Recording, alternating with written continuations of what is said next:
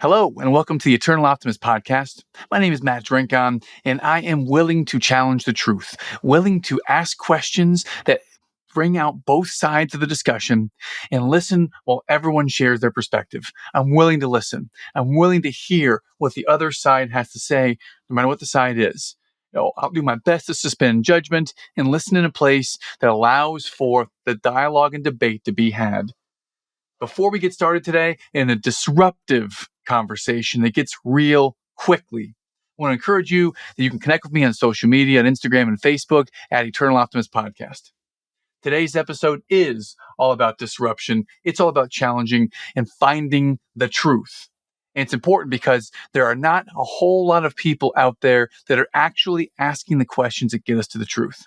Many people pretend that they do, but only a very select few who've chosen to wade into the waters of the sharks and the challenges and all the things that are going to come at you when you speak the truth.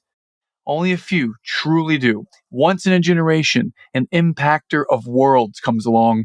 Rob Moore, my guest today, he is such a man. He has the heart, the grit, the tenacity, and someone who's on a mission to impact the world. I believe in Rob Moore. When I first met him, he's real, he's raw, he's transparent, and he can help us all transform. He has a podcast called the Disruptors Podcast. It might be the most listened to business podcast in all of the UK. I listened to it and heard him interview David Goggins when I was first introduced to Rob. And man, this guy, Rob, I'm so impressed in so many levels. He's interviewed every disruptive, controversial figure out there. A little bit about Rob. He lives in this place. It's judgment free.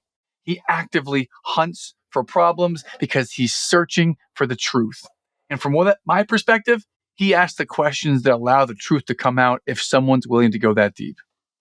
Some of the things that I learned from him, one is that comfort is the enemy of greatness. And he has spent the last 31 years trying to shed the skin of not appreciating himself. So now he's as real as it gets.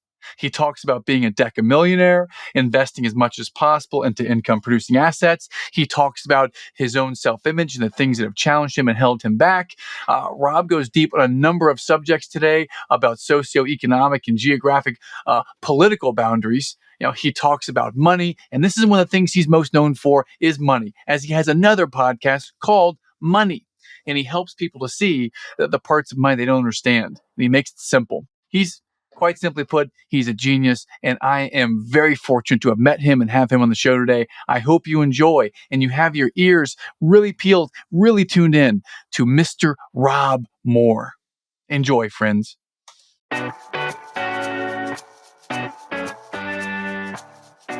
Hello, and welcome to the Eternal Optimist Podcast, the show for optimists by optimists. This is the show for people who see the good in the world and want to make a positive difference in the lives of their families and communities. Each week, you'll hear inspiring stories that will get you thinking bigger and playing more offense in life.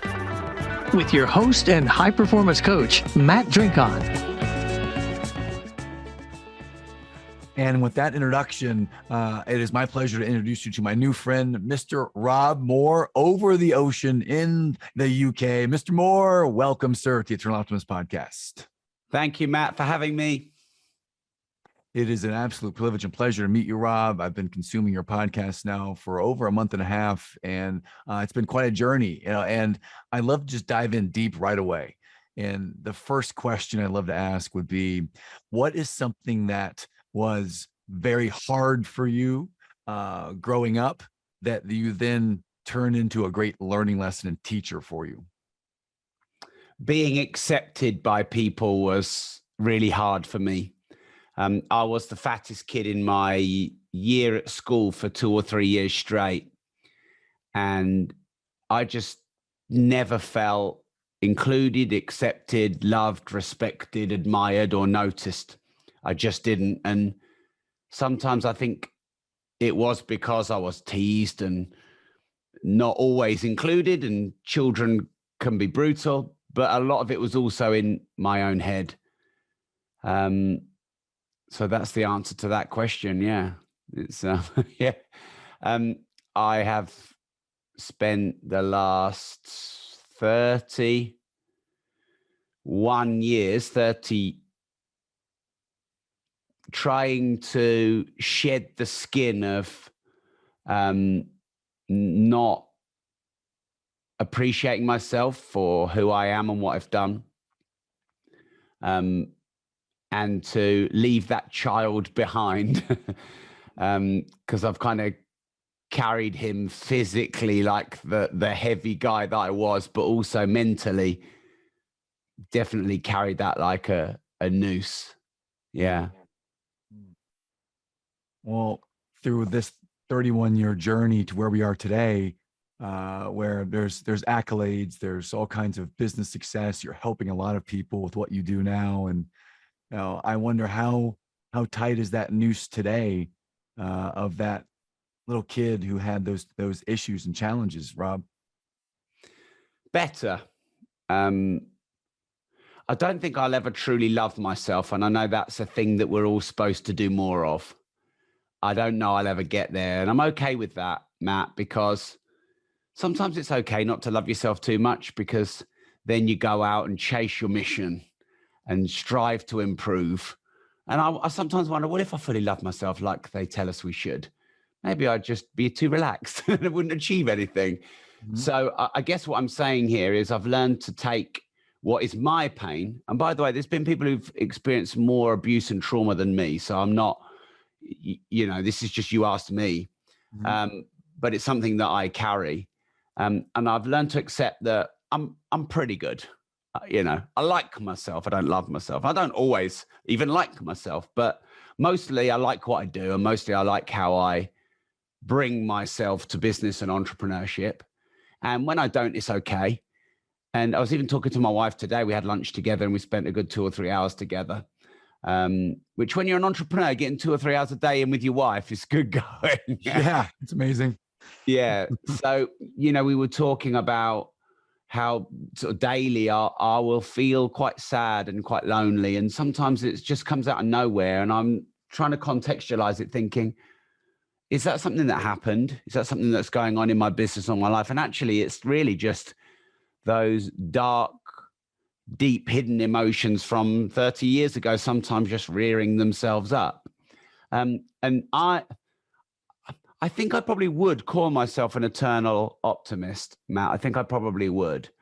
And I've studied so much personal development, like I'm sure you have. We're mutual friends with Mark Victor Hansen, who's, one of the gods of personal development. Absolutely.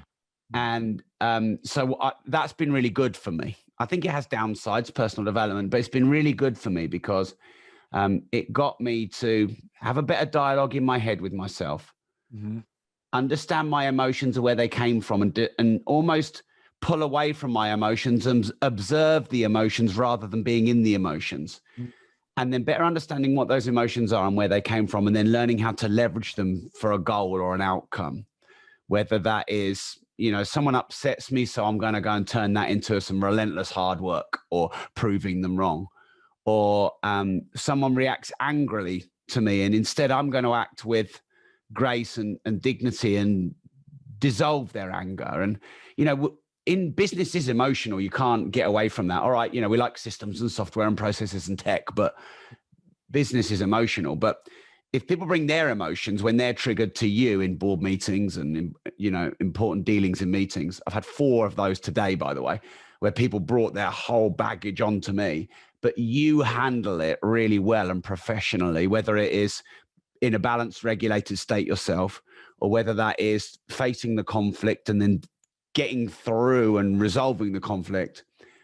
I think it's a brilliant way to manage and handle emotions. And there's already conflict in business. It's already hard. So why do you want to bring your whole baggage from 31 years ago into the board meeting and into the dealing with critics or customers who are complaining?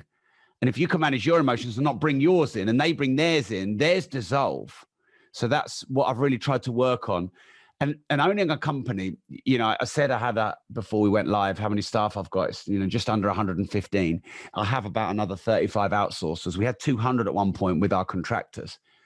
And, every day you get dozens of people problems. Every single day, it's just relentless. So I see that as good practice in mastering my own emotions and diffusing situations and solving conflicts. So yeah, there's some thoughts there. Wow.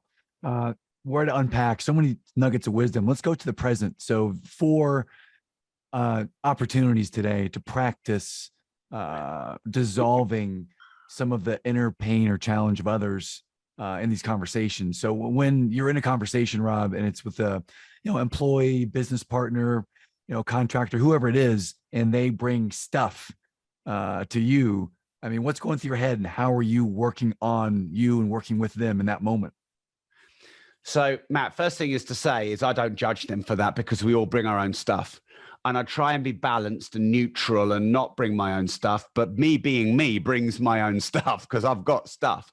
So it's definitely not a judgment. It's me just trying to, ultimately, the way I see business, Matt, is there are 412 problems a day going on in your company, or however many. And the more of them you know about, the better you are armed to progress your business. And the less of them you know about, the worse off you're going to be. So most people try and avoid problems. And I did that for a long time, Matt. And that was why I was 50 grand in debt and, living in my dad's pub, earning virtually no money and, not in a good place in my mid-20s. But now I'll actively go out and hunt the problems and fix them. I've found so many today. And it was weird, because I was walking up the stairs thinking there's about the 28th problem I found today. And I got this real sense of a buzz. Like if everything was going well, that buzz you would get where you would have that spring in your step. Well, I got that buzz today because I found about 24 problems in my company that yesterday I didn't know. And I can't do anything with what I don't know. So I just see people bringing their own emotions to the table as just another problem to solve. So what's going on in my head, to answer your question, Matt, is, okay, why is this person bringing this emotion with it? Because it's so easy to say, well, just tell the truth, or just tell me how it is, or just clearly articulate the problem. Wouldn't it be nice if everyone did that? But we load our own emotions and we bring our own character flaws. And therefore, it's not that we're not telling the truth, but we're hiding behind our own emotions and protecting our identity, and all this stuff's going on. So my first thing is, what's going on? I'm trying to read the play. What's going on here? Okay. Is what they're telling me what they're actually trying to say, or is there a layer or two behind? And I'm going to give you an example of what happened today, Matt. I put a video out. Well, my team actually did, but I have to take responsibility for it. But we put a video out on social media, on YouTube, which had a pretty brutal thumbnail. And I've got a friend who is connecting me with the person of which the thumbnail is about. And she got upset. And, she wasn't like defaming my character, but she was going at me going, Rob, this is wrong. You got to take this down. It represents him badly. He's done you a favor. You shouldn't be doing this. And I'm sitting in the situation going, okay, is she upset that he will feel bad about the positioning of this video? Or is she upset because she's embarrassed because she connected us and this looks bad on her? And they're two completely different things. So these are the reads that I'm trying to get in the meeting. So first thing is, what's going on? What's the truth behind the situation? What's actually happening? And then if I regulate my emotions, there's calm down. I really believe the universe is a mirror and it gives you what you give it. You stand in front of a mirror, it puts your reflection back. You put, good, kind vibes out to the universe, you'll get them back. You put anger out to the universe, you'll get it back. So if I can put out a centered, calm sense of balanced professionalism, then that will calm their emotions down. And now, why do I want to calm their emotions down? Because I think when we're logical and not emotional, I think we make better decisions. I think it was John DeMartini that said to me, the more emotional we are, the less intelligent we are. So let's be honest, we do our stupidest things when we're either elated or depressed. Let's just be honest about that. None of us do stupid things when we're balanced and logical and taking our time and evaluating all the options and looking at the data. We make our stupid decisions when we're aroused, excited, elated, depressed, angry, and, so I'm trying to get them into a more neutral state by being in a neutral state, trying to understand what the truth behind the situation is. And from their point of view, how do they see it? I'm going to give you another example, Matt. I asked someone to fire someone yesterday. And I don't use those words, by the way, but I just use it for your podcast because it's a recognized American term. I don't use that language, but I asked someone to let someone go because I felt that their role wasn't needed. And I did feel that they were a bit distracting culturally. Yeah. And that message got portrayed to my manager, and he got really upset. And I actually wanted to trigger him because I felt like sometimes we need to be jolted into discomfort. And so he was really upset, and I was told by my MD that he was really upset. And I said, no worries, pull him into a meeting and let's chat. So the three of us got into a meeting, and he was visibly upset. And he don't get upset that much, but he was visibly upset. And we thrashed it out for an hour, and we brought all the issues to the table. And I said to him, do what you need to do, what you think is best. As long as you can make the saving equivalent of the person we would let go, I'll let you own that. And so we talked it out, and we're all able to come to a solution. So I'm going to contradict myself now, Matt, because it's important, because I think everything exists in a paradox. So we are a contradiction. I've talked to you about how I'm trying to balance and regulate emotions and get to truth and get to logic and get to outcomes and solve problems and get through all the veils that we put in front of things. But every now and again, I do like to trigger people. I do like to shock them. I do like to make them feel uncomfortable. I do like to get right under their skin, because I think that comfort is the enemy of greatness. That's definitely something I've learned in personal development. And when I see people uncomfortable, I don't mind causing conflict and challenge to jolt them, to break their pattern, and then I'll sort of kiss and make up afterwards. I love it. So what I think I'm hearing in that contradiction, that comfort is the enemy of greatness, is that in some way, shape, or form, greatness is in your vision. How did greatness come to be in your mission or vision from that really uncomfortable, painful place of that boy who was, the chubby guy who didn't believe in himself? How did greatness get to be your mantle of where you're headed, Rob? Well, I think it's because of that, Matt. It's basically because of me feeling ostracized as a teenager or a pre-teenager.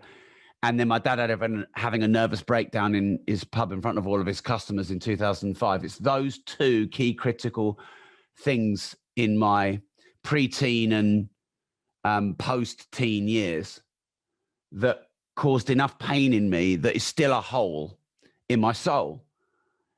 And it's like a bucket with a hole in it that you're pouring water in it. It's never going to fill, but the faster I pour water in, the more I could fill it. And I could spend my life trying to fill the hole, but the hole in that, my soul, makes me who I am. I've done a lot of therapy and a lot of personal development to come to terms with me and who I am and be okay with myself and like myself. And I'm in a good place there, mostly. I don't feel the need to repair myself. I'm not broken.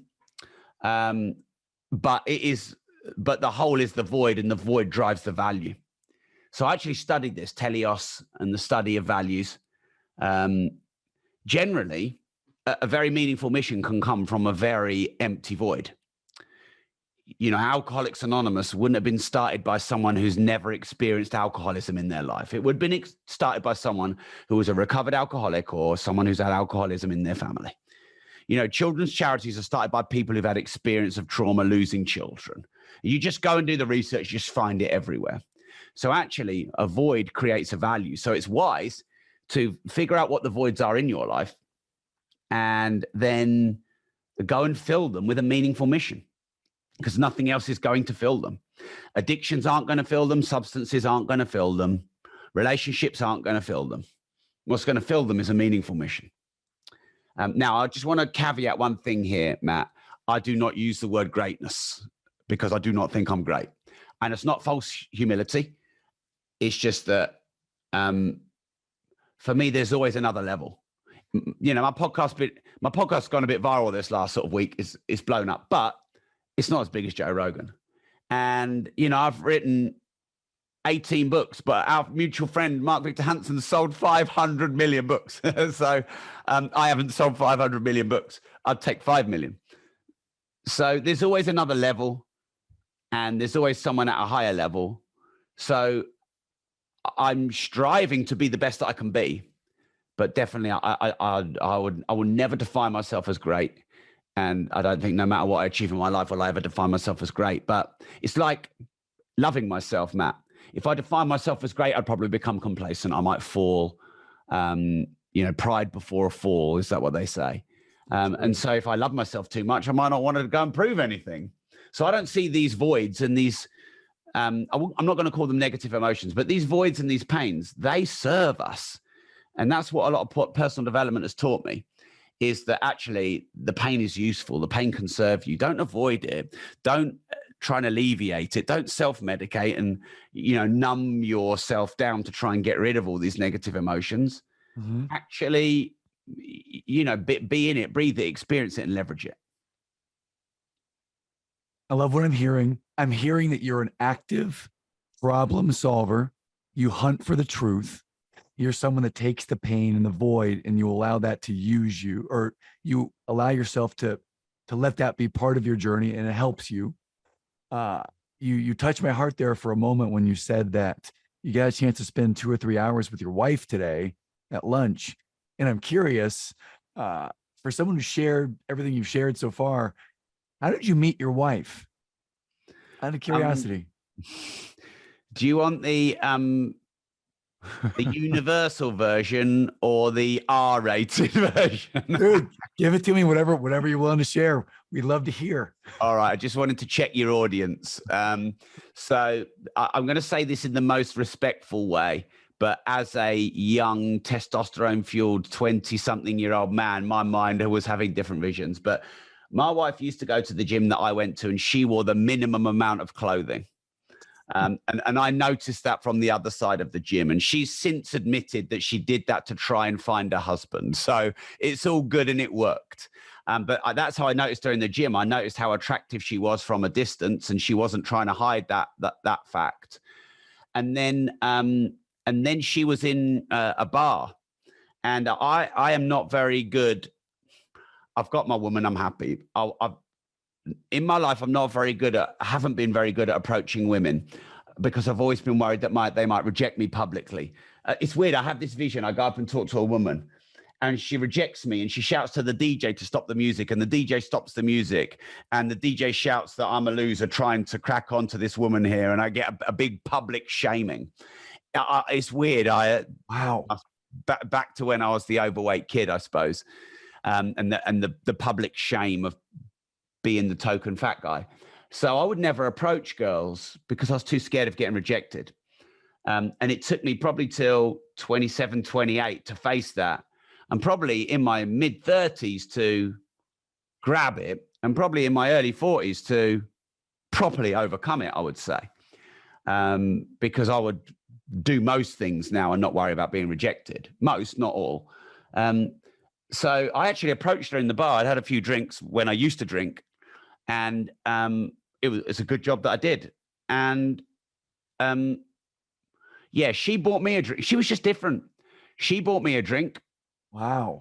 And normally I would buy them a drink. And she later told me that if she buys a man a drink, it means if she doesn't like him, she can leave without the obligation to stay because he's bought her a drink. I mean, my wife's smart. So she made me wait 5 dates before I even got past first base, as we say. And that's not normal where I'm from. You're married after 5 dates where I'm from. So everything was just different, and that's why it's worked. Awesome. You say that when you face rejection today, it's not something that doesn't phase you as much, but most of the time, where might be a case now where there might be rejection that is difficult or you're aware of? I think if I met a real hero and I got a major rejection, certainly publicly from a real hero, I would definitely feel that. Because I don't know if your listeners have heard the saying, new level, new devil. Mm-hmm. Well, what I find with overcoming rejection, your own fears, going from 1 million to 5 million to 10 million to 20 million a year, the stages that you go through and I've gone through, you achieve the next level of mastery or progress but you then face the bigger level of mastery or progress, like Super Mario, the computer game. The levels get harder. Great example. So for sure, I can handle all sorts of rejection I couldn't handle in the levels below me that I've transcended. But if I met a real hero and they outed me publicly, I'd certainly feel some rejection or shame there. I think if I went bankrupt, I'd feel definitely some rejection or shame there. In America, it's not really as frowned upon as it is in the UK. In the UK, it's a pretty serious thing to go bankrupt, and I'd have a load of creditors, and a lot of people would lose a lot of money, and I wouldn't want that. And I would fight till the death. Even if I had to pay everyone back £12 a week, I would do it for the rest of my life before I would go bust. So that would definitely hurt. But other than that, I can't really think of too much else. Yeah. I'll ask what needs to be asked. I'll negotiate what needs to be negotiated. I'll do what has to be done. Absolutely. And for that next level, and I'm with you on that, Rob, that next level, everyone out there is at some level trying to get to that next level if they are. And if you say a hero were to publicly shame you or reject you, that could be tough. At the stage you're at, I mean, who is an example of a hero? I love Arnold Schwarzenegger. Oh, I've always been a fan of his. I mean, I loved his movies when I was a kid, so there's the emotional connection. But then, he's really successful in multiple areas of his life. Became highest paid actor in the world, became Mr. Olympia about a zillion times, and he became the governor of California as an immigrant. You got to, and I'm sure he sold millions of copies of his books, and he's got a load of real estate. Most of those things he's done, maybe not bodybuilding, of course, I'm interested in. So, and I have met him and spent a bit of time with him. And I was nervous, very nervous, fucking more nervous than I've been with anybody. So, I think Elon Musk, I'm sure there's some things he's doing which are still yet to be proven whether they're for the net benefit of humanity. But I like his attitude, and I think that he's trying his hardest to do the right thing. So I don't know. I think I could handle rejection from Elon Musk more because I think the way he would do it might be, Elon Musk's pretty practical and logical. I mean, I've got better over the years at not heroizing or demonizing individual human beings. So I probably heroized and put on a massive pedestal some people who I thought were deity. okay. But the higher you put someone up, the lower it puts you down compared to them. So you naturally depedestalize yourself, putting someone else on a pedestal. And in reality, I've met Arnold Schwarzenegger. He's quite a lot shorter than me. He's got thinning hair, which I have, but not as much. And when I met him and saw that he was sort of a little bit awkward meeting people, I realized, well, he's just a human being like me. He's not worthy of putting way up and heroizing, but certainly others aren't worthy of demonizing. And, we heroize and demonize people based on our own values. I'll tell you something that really annoys me, Matt, is when someone calls someone else a loser. By what standards are you judging? So I just interviewed Andrew Tate, who's probably one of the most famous people on the planet right now. That's just all gone viral. And he basically says anyone who doesn't work 12 hours a day and anyone who's not successful is a loser. But what if kindness is your measure of life success? What if being a great parent is your measure of life success? Does that make you a loser just because you're being judged by someone who's working 14 hours a day? So I'm trying to get better at not heroizing people, which I can do because there's still the vulnerable, humble side in me that was a kid, and not demonize people. I can't remember the last time I outed someone publicly. It's just not something I do. I try to speak well of all and not speak ill of anyone. And if I do speak ill of them, I try to say something that I would absolutely say directly to their face, or they would be okay with me saying behind their back. So I try and live by these standards. Who am I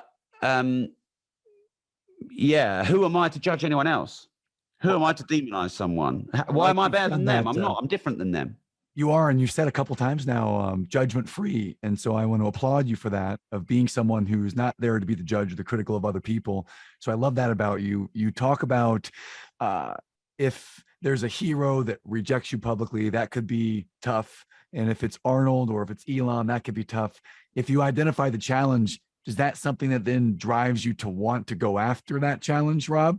Like, do you see this is the thing that could be fearful or shaming or challenging? Yes. Does that make you want to go straight towards it and do Yes. something about it? Yes.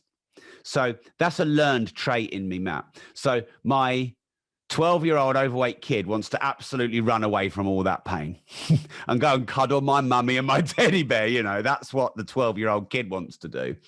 But the learned, hardened, leather-faced entrepreneur on a mission wants to do the opposite, sadistically chase them. So I'm pretty close to getting Arnold on my podcast.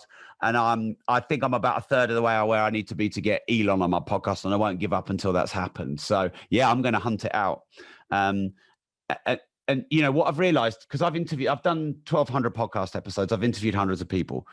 And as you know, Matt, it's not easy to interview. People think it is, it's not. And I feel now I'm worthy to sit at the table. I don't feel I'm a great interviewer because I've got more to learn, but I feel I'm worthy of sitting at the table next to anybody on this planet to interview them. And so that makes me feel somewhat more confident that if I had some challenging guests, of which I have had many, and if I had some huge names, of which I have had many, I could hold my own in the job that I'm doing, which is to be a good interviewer. Absolutely. I mean, 1,000%. I've heard you interview a few of them. I remember the first one I heard you interview was David Goggins. And that was a month and a half ago when I heard that. And you asked some hard questions right away, even had him talking about his game. So I've heard your game and it's awesome. Right. So it's strong. Is there a place outside of your business that you're still working on that feels that fear, that rejection could be there somewhere outside of your business? It's still challenging. Well, my body image, Matt, and how I perceive myself will be that I will never escape that. Because there's just a major triggering point where if I'm anything but lean and ripped, then it's not good enough. And I've been lean and ripped many times, and then I've been normal. I'm certainly not overweight, but right now I'm normal. And that causes me some pain for sure. And it's weird because in some ways, in some things that I wear and in certain situations, having a normal body type and not a ripped body type actually looks better. You know, I look better with a bit of weight on me, like if I think about it logically, but I don't like it. I need to be lean and ripped. So that's body image is definitely one area outside of business and entrepreneurship that I've got a lot of work to do on. I don't really have much of a life outside of business and work, Matt. I work every single day. Yeah. And by the way, I'm not one of these, I work 24/7, 365. That's nonsense. No one does. I think I get the balance right. I feel like I get the good flow. I get up at 5:15 and start work at 5:30. I do my workout at 7:45. I've got my content 8:30 to 9:30. I work again till about 11 or 12. Then have meetings till about 3 or 4. Sometimes not quite that late, and then I'm done. So it's a nice flow. I really enjoy that day, and I'll do that. I'll do that on a Saturday and a Sunday, but just maybe a couple of hours less. And that's the way I want to live my life. So I don't really have much outside of business and entrepreneurship, Matt, because probably like yourself, my passion is my profession. Absolutely. Like this isn't work talking to you. It isn't work. Not at all. Meeting amazing people. It isn't work helping as many people on this planet get better financial education knowledge. It is in the sense that it's my job, but I own the companies. And there are people, manual labor in coal mines, and, there's still slavery in the world. How could I even call this work? I mean, that would be disrespectful. I love your attitude. I love the perspective and the gratitude. And I would say this, if you look back and let's just say in 20 years and you have a legacy, what might you want that legacy to be, Rob? Yeah, I'm very clear on that. I want to have helped as many people on this planet get better financial knowledge. So I want there to be millions of people who were in debt and didn't know how the monetary system worked and were stuck. And then they quit their jobs and started their businesses, or they got their 3 or 4 salary raises, or they got their 3 or 4 promotions, or they became a millionaire, or they got out of debt, or they understood how money in the system worked better and their lives were better and they had a better relationship with money. And they realized that money is a great tool and not, an emotionally loaded weapon. That's my vision. Amazing. Let's say that I'm on the front end of that and I'm just getting ready to get out of debt. So I'm right there. I'm almost debt free. And I find Rob Moore somewhere, somehow, podcast. I find his work. Where do I start? How do I start this journey from that point? Well, if it's specifically your money situation you want to improve, I have a podcast called Money, and I wrote a very extensive book on money called Money. If that's the leaning of the question. If the leaning of the question is, what can I share with people to do in practical steps to start to get out of debt? I'll answer that too. And that is, number one, you cannot master what you do not measure. So you need to measure and track your spending. On a practical level, you must know what goes out and you must know what goes in. And by the way, this is an ever-moving target, Matt. So, for example, my company goes through periods of high profit margin and low profit margin. And when there's low profit margin, I generally don't tend to know where all the profit has gone. And then when I find out where all the profit has gone, generally the profit tends to go up. So on a practical thing, if you don't know what you're spending and you don't know what you're earning and you're not really clear and you're not budgeting, then you're always going to spend more than you earn. Logic number 2 is you must pay yourself first. So the problem with being employed, and I'm not against employment. I'm not one of those people that say, job is just over broke and having a job is for losers like a lot of people do. I think that's disrespectful. But the problem with being employed is the government take their money off you first and you get what's left. And at the moment in the UK, we're one of the highest tax nations in the world, and that's going to go up before it goes down. And inflation is really high, and you could call that really a form of tax, couldn't you? Because it's lowering your spending power. So the problem right now is the government are in such a mess, and the government have got their trillions of debt that they have to pay off. So the taxes are going to go up. So, 45% income, 20% VAT, 25% corp tax. I mean, when you're employed, it's your income, but it's 45% income. It's your national insurance. Then if you've got a student loan on top of that, you've lost 55% of your earnings before you even, you've worked 5.5 hours out of 10 for the government. You've worked 26, 27 hours in your working week for the government because you get paid last. Whereas when you're an entrepreneur and you have a company, you pay yourself first. You pay yourself first, you manage your tax affairs, you learn all the tax breaks. I don't like to call them loopholes. They're not loopholes. They're either tax allowable or tax non-allowable. You work out your tax allowances, what you can offset, and then you reduce your tax, and then you pay the government what's left. It's how it should be, So on a practical level, pay yourself first. On a practical level, you cannot master what you do not measure. On an emotional level, you've got to look at where you spend your money emotionally. We all tend to spend our money on things that are most important to us, of which we highly value.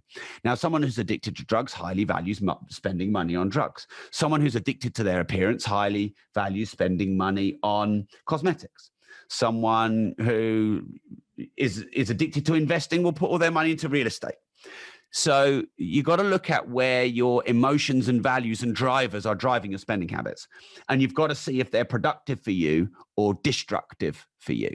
Yeah. And mostly they're destructive. Otherwise, people wouldn't be in debt. So going out, like, for example, a lot of people spend money to feel good. You got to learn to save money or invest money to feel good. You got to learn to get the same emotional kick. You go out, you celebrate, you spend money. You feel down and depressed, you spend money. I've got emotional eating, Matt. So when I want to celebrate, I want to go out and eat. When I'm sad, I want to eat. But people do that with money. They spend money when they're emotional. So if you can regulate your emotions and never spend money when you're emotional, you'll all of a sudden start to realize that actually you probably don't have to earn a huge amount more to be able to get that debt down quite quickly. Thank you. Well, so that's where we might start. And you gave some great advice, practical advice there. Let's take the other end of the spectrum, Rob. Let's say that I am a millionaire, and I now have more than enough money coming in to satisfy my lifestyle, and I'm not sure what to do next. How might I get clarity on what to do next? Sure. So I'm going to answer a question you didn't ask. So the first thing I need to say is this, because the world needs to wake up. $1 million is no longer a lot of money. I'm sorry, but it's not. I wish it was, but it's not. Inflation is 15% minimum. The fiat currency system where money's been eroding in value since 1971. What was a millionaire in 1971 compared to a millionaire will be in 2023? Well, it's a lot different. And now a watch can cost £1 million and a car can cost £1 million. In 1971, you probably couldn't buy one single thing for £1 million. You could buy a watch, you could buy a Rolex probably for £200 or £300, I'm guessing, working out inflation roughly. So $1 million is not enough anymore. And Dave Ramsey does a lot of good in helping people get out of debt, but his advice is a bit outdated now. And he talks about everyday millionaires, and you need to be a decamillionaire now. So if you want enough, because people always ask me this, Matt, I'm sure they do you, how much is enough? Well, it depends on your lifestyle, but $1 million is not. But everyone thinks it is, because it's being a millionaire. You need to be a decamillionaire. You need TML, 10 million liquid. Okay. So I've rephrased your question. So let's say you're a decamillionaire and you've got this good lifestyle, and what do? Well, I think number one is you invest as much of it as you can in assets that produces recurring income, and you protect it from inflation, taxation, the government. Don't put it. I'm really strongly against government-backed assets because I don't think they're assets. I don't think a pension fund is an asset, certainly not a state one. Because I think that it's been proven that they take money out of state pensions and they extend the pension age. And, look, the regulations are different in the UK to the US, so do your own research. But I don't believe in a state pension. I think it's flawed. There isn't enough money in it to pay for the aging population, because obviously we're living a lot longer. A government bond is one, really low return, and two, how is the government safe and secure? It's not. They're insolvent. Absolutely not. Yeah, I'm totally with you on this. They're debt ridden and they're insolvent. So I think you've got to put your money, in my opinion, in decentralized assets that you own and control, that aren't government backed or controlled. And to a certain degree, you can't be fully decentralized, because you might have a mortgage on real estate, and that's good debt, by the way, and I'm happy to do that. Rather than the banks having my money and lending it out and profiting on my money that they pay me no interest on, I'd rather borrow money from the banks to put into real estate, and I'd rather leverage their money. So make sure that you don't have much savings, much cash, because cash is actually not an asset. It never has been. People think it is saving, but okay, you could argue if interest rates were high and inflation was low, cash savings is an asset, but it's not like that at the moment. But cash goes down every year with inflation, so it's a depreciating liability. And banks know this, by the way, because banks take your money and they immediately invest it. So you got to take your money and immediately invest it. So you probably want some physical assets like real estate. You probably want some well-managed and diversified money in the stock market, the S&P 500 or something like that. You definitely also want some physical. So there's certain things I say, Matt, which I believe I should say for the good of the people, but I could get into trouble by the governments for saying this, but I'm just going to say it anyway. If there is a revolution and there's a run on the banks, and your nation goes bust, or is bust, but is making out that it's not, there is nothing to stop the government or the central banks taking your money from your bank account. There is nothing to stop it. You cannot stop it. And people are, oh, but the banks guarantee the money. You just wait. That they can take it. They can recall the loans they've got on you, although that would cost them, so they may not do that. But if you've got gold and you've got Rolex Daytonas and you've got Bitcoin and you've got art, how can they get that? Because they'd have to know where it is. And if you didn't tell anyone, how would they ever know? So, True statement. you know, no government official wants me to say that. And by the way, I'm not saying do anything illegal. I'm saying you only have to disclose what you have to disclose about what you own. No more, no less. And then this revolution, which is coming, if you've got gold, you can transact. If you've got all your money in the bank, you can't. So as a decamillionaire, you want some physical assets off the grid where you could. And for me, it's gold coins, Krugerrand, Sovereign Britannia. It's Rolex Daytonas, steel, all gold.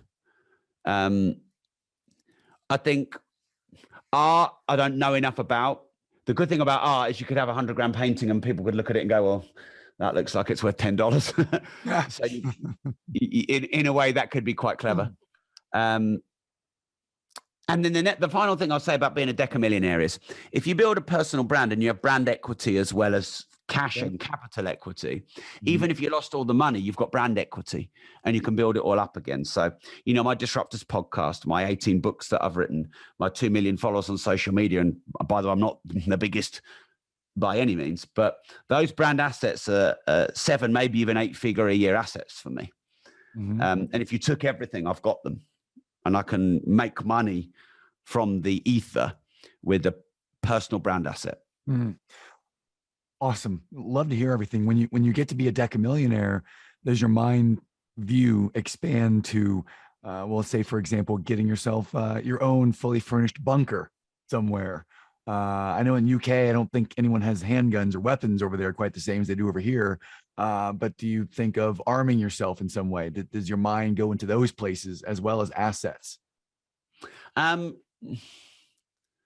Okay, so there's certain levels of protection that I have invested in, high levels of protection. I haven't got armed guards and I haven't got a bunker yet, but I'm probably not quite big enough or a threat enough. If I was Andrew Tate, I'd need armed guards and I might need a safe room or a bunker where I can store a load of non-depreciable consumable foodstuffs like condensed milk to get through the upcoming apocalypse. I have actually thought about that. But, home security, and I don't really have many or any of my assets in my person or in my home. I never photo my house. I never photo when I'm away because I have had stalkers and threats, and I'm just at that level now where I'm not in the A-list celebrity world where I need guns and armed guards, but I've just bumped in where I'm like, oh shit. I know people at my level who've been burgled in their homes and threatened, and they've had their expensive watches stolen and things like that. So, gun culture here is not the same, Matt. We find it really hard in the UK to understand gun culture in America. I do practice a martial art. And I think that's important. So I want to be able to protect myself. That's probably the extent to which I'm prepared for the apocalypse. Okay. Well, on that note, first of all, everyone in our show, we appreciate you, Rob, coming on the show today. And to us, you are an A-list person. You're an A-list celebrity. So we want to give you that. You're the man. Thank you. Is there any last social media input or anything else that we can find you? Anything you haven't shared yet you'd like to share about how we might find out more about Rob Moore and what you're doing? Yeah. So if you search Rob Moore, you'll find me on virtually every channel. It might be Rob Moore Progressive, but you'll know it's me. So I'm on all socials, trying my best to be omnipresent. If you want sort of information to help you start and scale a business, get better financial education and knowledge, make, manage, and multiply money, I have a digital financial freedom platform called rob.team. Just have to type in rob.team. And that's a cancel anytime, no ongoing contract. It costs about 20 pence a day. And I have nearly 10,000 members on that now, Matt. And we're building an amazing community of movers, shakers, and change makers. So, yeah, if someone wants just to get a little bit more into the inner circle and around other entrepreneurs, and just leap beyond just free social media, which can be overwhelming and full of trolls, that might be where they go. They just type in our rob.team into any webpage. Thank you. Thank you so much, Rob, for coming today. We appreciate you. We love you. And just thanks, brother. Appreciate you so much.